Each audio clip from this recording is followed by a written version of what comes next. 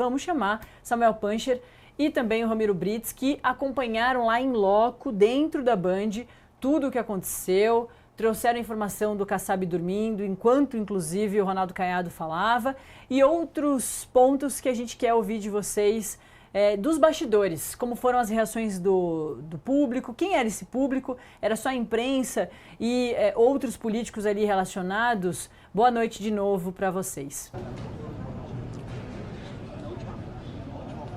Boa noite, Natália. Não era só a imprensa no público, tinham também as equipes dos candidatos ali, né, correligionários, e também alguns empresários de São Paulo, que em princípio até não tinham declarado apoio a nenhuma das candidaturas. Gente ali que a gente conhece do mercado financeiro, dos setores produtivos, também compunham a plateia, provavelmente convidados por algum ou outro candidato, né? Sobre a falta do Romeu Zema, né, a ausência do Romeu Zema, eu conversei antes com um deputado do Novo que criticou bastante a ausência dele, disse que, nas palavras dele, o candidato do partido dele amarelou, né, e que deveria ter ido ao debate. E eu conversei também no intervalo do segundo bloco com o Gilberto Kassab, presidente do PSD, que alternou aí momentos mais cabisbaixos com momentos mais despertos, né, olhando o debate. E ele falou que... Ele falou num desses momentos mais despertos que achou que o Lula e o Flávio estavam gerindo ali as suas vantagens nas intenções de voto, mas que o Zema errou de não ter ido, né? Na opinião dele, inclusive, o Zema deveria ter saído a senador, não a presidência, porque tanto faz qual seria o candidato do Novo, visto que a chance do Novo seria só de botar o número ali, né? Expor o número do partido para os demais eleitores, enfim, dar conhecimento ao partido, então não fazia diferença se fosse o Romeu Zema ou um outro candidato. O fato que ele não foi, perdeu essa chance de expor o número dele, né? O Renan Santos, por exemplo, estava com um número bem grande no terno ali, colado no adesivo, fez bastante movimento para que ele ficasse bastante visto pelas câmeras, acompanhado pelas câmeras, e isso é um dos grandes objetivos do debate que vocês vinham falando antes, né? Justamente aparecer em rede nacional, tanto pela Band, quanto pela TV Cultura, Estadão, Jovem Pan, todas essas empresas aí que estavam participando do pool desse primeiro debate presidencial, né, Sam? Exato, e só destacar uma coisa em linha com o que Ramiro e Natália estavam falando, que a campanha do Renan Santos estava monitorando o Google Trends, né, as pesquisas. E entre os candidatos, quem mais foi pesquisado foi o Renan Santos. Então eles comemoraram esse dado, porque às vezes as pessoas se apegam ao número, por exemplo, da live do YouTube da transmissão, né, do debate, ou se apegam ao número no Ibope em São Paulo. E o que elas não percebem é que isso soma. Então, o público que hoje assistiu esse debate aqui, não necessariamente é o mesmo público que está no YouTube, ou que assiste as lives do Renan, ou que assiste os outros candidatos. Então, quanto mais eles tentam capilarizar aonde eles aparecem, é melhor. Então, para candidatos que são mais desconhecidos, que é o caso dos três que estavam aqui. Os casos dos três que estão aqui. Por isso chamou muito a atenção o Zema não vir. E é interessante esse bastidor do Ramiro, do deputado do Zema, criticando o próprio candidato pela decisão dele, porque mostra que foi uma decisão que pegou muita gente de surpresa, inclusive dentro do próprio partido, né, Ramiro? Exato, exatamente. E voltando um pouquinho só para encerrar esse assunto do candidato à missão, né, o Renan, eu falei com o pessoal do MBL ali, que estava também na plateia, né, do movimento político aí que enfim, alçou o Renan Santos à política, agora se tornou o partido Missão. Eles falaram, primeiro, e foi logo após o primeiro bloco, ele falou assim, o primeiro bloco muito morno, parecia Xadá 5, vamos falar pro Renan ir pra cima nos próximos. Realmente ele mostrou foi mais incisivo, né? Falou que o Flávio estava com problemas gástricos, falou que o Lula era ladrão, enfim, todas essas coisas enfim, frases que pegam, frases de efeito, né? Boas para cortes nas redes sociais, etc. Então ele fez ali o papel dele de provocar os dois candidatos favoritos nesse debate. Uma questão engraçada que eu notei ali, que inclusive publiquei no meu Instagram lá, quem for no ramirobrits.jor, tá lá nos meus stories. quando a gente está falando do desconhecimento dos candidatos, o cameraman, um dos câmeras que ficava com a câmera em cima e alternava ali entre os candidatos, ele tinha uma colinha com a cara do Renan, a cara do Caiado e a cara do Augusto Cury para ele saber quem é quem. Isso eu acho que é um pouco um sintoma, né, desse desconhecimento dos candidatos. As próprias pessoas que estão trabalhando nos bastidores do evento não sabem exatamente quem são essas figuras, né? Então, realmente, quem não veio e não é grande conhecido do público, que não é o caso do Lula nem do Flávio Bolsonaro, quem não veio e não é conhecido perdeu uma chance de se tornar um pouco mais conhecido, né? Agora quem veio aproveitou esse momento aí para se apresentar, né? Mostrar quem eles são. Nos bastidores aqui, aqui, voltar para lá, se conversando... você me permite, vou aproveitar que a gente já está falando aqui. Fala, Ramiro, pode continuar. Desculpa, Natália, pode falar. Não, eu ia comentar ainda do Google Trends. Não, só ia... Fala, a gente tem um delayzinho, pode ir, Ramiro. Desculpa. Não, pode falar do Google Trends, depois eu falo, vai. Então vamos lá.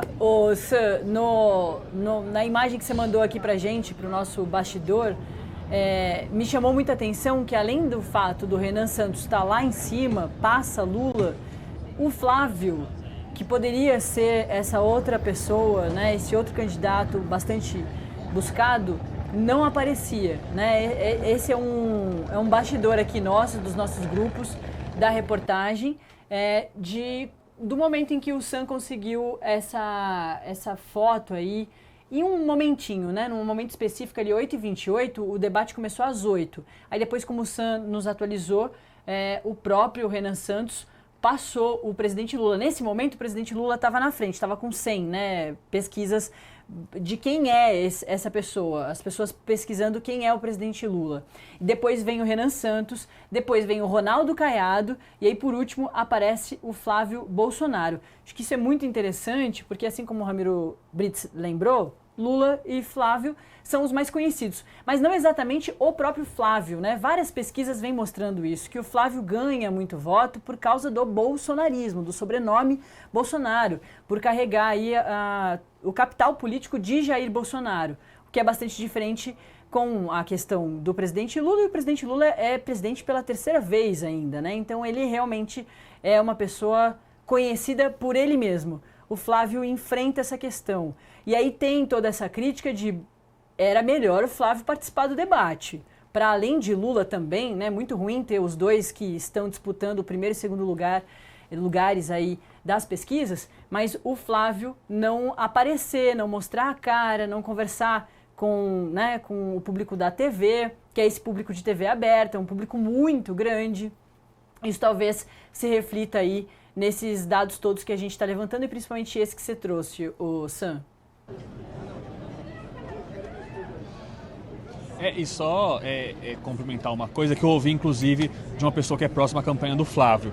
Ele ponderou, ele meio que ali defendeu, essa fonte defendeu a decisão do Flávio, mas ele ponderou. Porém, perdemos a oportunidade de uma imagem. Qual imagem?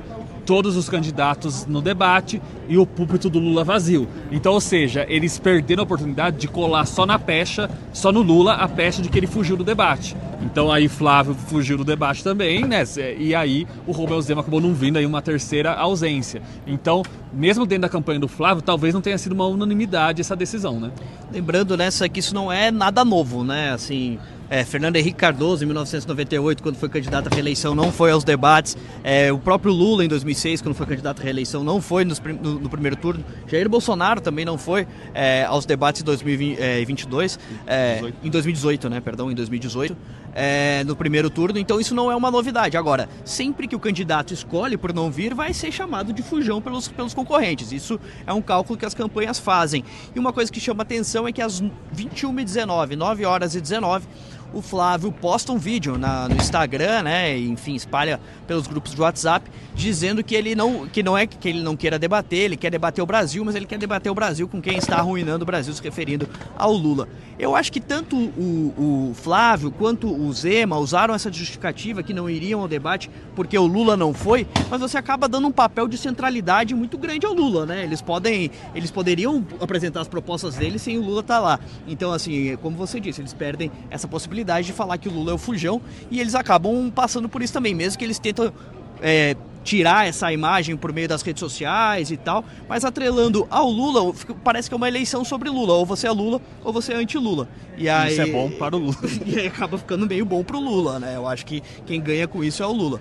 Então, assim, acho que é uma estratégia, é uma possibilidade. Óbvio, o Flávio seria mais alvo do que todos os outros candidatos que estavam aqui se ele tivesse vindo, mas tem um ônus a esse pagar. Vamos ver nos próximos dias, nas próximas pesquisas, se isso reflete de alguma maneira. O Vinícius, e o Flávio está disputando fortemente esses votos com esses outros candidatos aí, porque são candidatos da direita, né? O presidente Lula, é claro, precisa também tentar o indeciso, aquela parcela ali de mais de 10%, se a gente somar nulo, os que não sabem, não querem responder, em todas as pesquisas que a gente viu.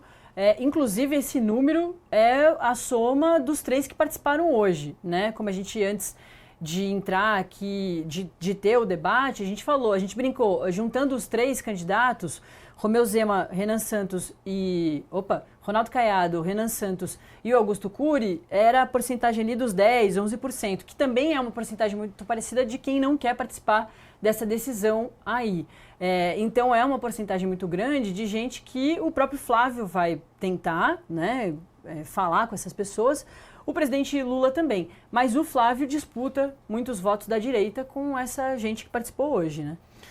Conversando com pessoas da campanha do Flávio, fica muito claro que a estratégia de fato é se apresentar como um anti-Lula, né? Até mais do que um próprio herdeiro do Jair Bolsonaro ou com propostas muito claras para o país. A campanha optou por esse caminho mesmo de ressaltar as diferenças com o Lula e colocar o Lula mesmo no centro da campanha do próprio Flávio, né? A gente já vem notando essa mudança de abordagem, digamos, nas últimas semanas, principalmente depois da entrada do marqueteiro Duda Lima. Foi um direcionamento bastante claro que ele colocou na campanha de reforçar as comparações com o Lula. Tanto que há esse vídeo do Flávio que os colegas comentaram que foi postado no meio do debate e ele reforça isso, né? Eu não tô fugindo do debate, mas eu quero debater com quem é meu adversário. Então, dizendo que de fato o adversário dele é o presidente Lula. Chama atenção também essa estratégia pelo fato do seguinte: embora a gente tenha ali 2 candidatos claramente de direita, o Augusto Cury, confesso que a gente ainda não sabe muito bem se ele é direita ou se ele é esquerda, ele transita um pouco ali pelos 2 lados nas suas propostas, né? Embora tenha bastante críticas ao Lula e ao PT também, mas não tinha exatamente um candidato ali para fazer uma linha auxiliar do Flávio, né? O Caiado flerta um pouco com isso em alguns momentos, mas tanto Caiado como o Renan Santos têm adotado uma estratégia de também fazer críticas ao Flávio, né? Principalmente o Renan Santos ali, que subiu o tom nas críticas ao Flávio Bolsonaro, disse que o Flávio tem problemas cognitivos, enfim, falou que o Flávio é fraco, citou ali o problema que ele teve naquele debate famoso no Rio de Janeiro, enfim, não poupou críticas ao Flávio e não teve um candidato ali para, de certa forma, fazer uma linha auxiliar e ajudar o Flávio Bolsonaro, algo que a gente se acostumou a ver nos debates anteriores, né? Sempre tem um ou outro candidato que serve como linha auxiliar dos candidatos principais ou os mais competitivos, né? Tanto da esquerda como da direita. Essa eleição não tem isso, né? Embora a gente tenha mais candidatos da direita, eles não são exatamente linha auxiliar do Flávio. Eu conversei bastante com pessoas da campanha do Flávio na última semana e sempre perguntando em relação a essa estratégia dos debates e a resposta é sempre a mesma. A gente vai em todos os debates que o Lula for. E eu pergunto, mas isso quer dizer que vocês só vão na que o Lula for?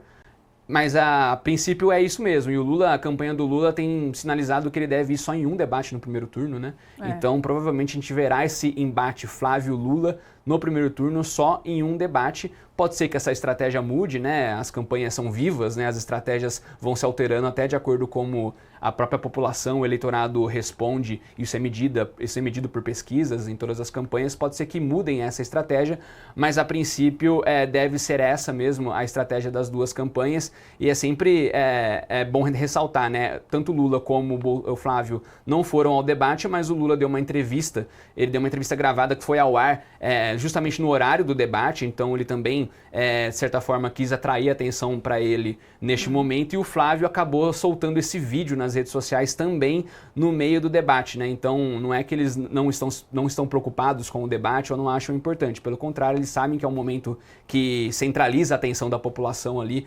na eleição, né? A campanha começou faz uma semana e o grande público de fato começa a prestar atenção na eleição e pensar em quem vai votar, em quem não gosta, em quem gosta, nesses momentos de debate debate, né, de evidência da disputa eleitoral em TV aberta, em cadeia nacional. Então, não é que os candidatos que não foram simplesmente ignoraram o debate. Sim. Pelo contrário, de uma forma ou outra eles acabaram participando indiretamente. Né? É isso.